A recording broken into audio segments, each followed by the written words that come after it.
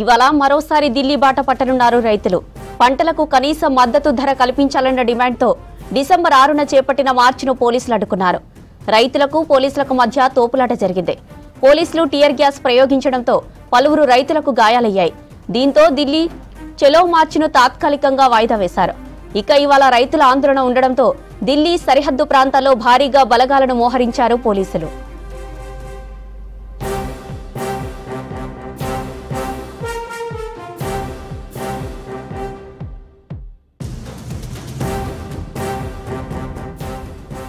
ఇవాళ మరోసారి ఢిల్లీ బాట పట్టనున్నారు రైతులు.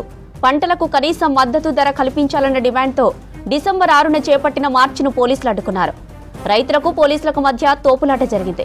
పోలీసులు టియర్ గ్యాస్ ప్రయోగించడంతో పలువురు రైతులకు గాయాలయ్యాయి. దీంతో ఢిల్లీ చలో మార్చిను తాత్కాలికంగా వాయిదా వేశారు.